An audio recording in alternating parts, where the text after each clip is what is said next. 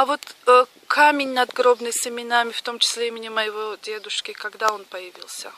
Или он постоянно обновлялся уже потом? Он появился где-то после 85-го года. Вот этот камень, когда уже полностью были сформированы полностью все списки, уточнены.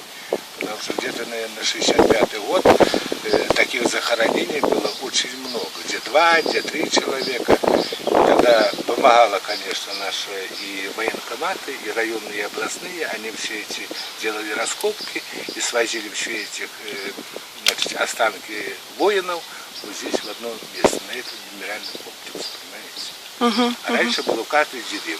Где-то на полянке, где-то это. Потому что во время войны не было времени хоронить. Да. У нас герой Советского Союза Сельницкий похоронен, в Курине, перезахоронен, но он от Курина где-то 10 километров был погиб. И там был захоронен. Потом его перезахоронили.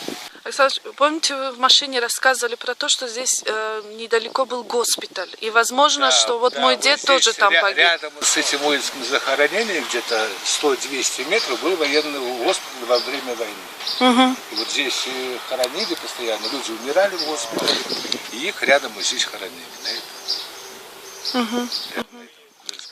Спасибо вам. Спасибо. Что бы вы могли сказать? Спасибо, что вы приехали. Да, вам спасибо. Вы бы что могли сказать? Ну, я, как можно сказать, и местная жительница, и учитель школы, и руководитель, будем так говорить, и кружка школьного, и музея боевой славы. Ну, а за то, что... Почему? Ну, это помнить надо, потому что это мир. И ответить, мне действительно, как Александр Сергеевич сказал, потому что мы бы с вами здесь уже не стояли.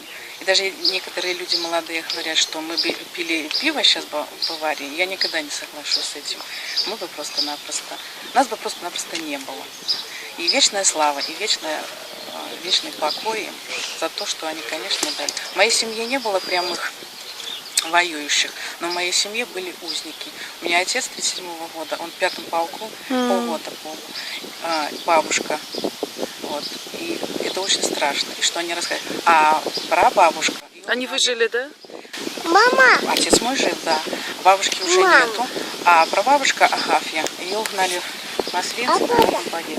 И вот у меня подруга, как раз она работает тоже в школе, она была в Освенциме. Она сказала: Лилия, мы 4 дня были, ведь мы все на слезах, потому что, когда мы проходим и видели вот это, печи, чемоданы, волосы, как вот эту дорогу, это куда, как их вели, вот эти, это очень страшно. Так что вечная им память. Вечная им память. Спасибо вам. Спасибо.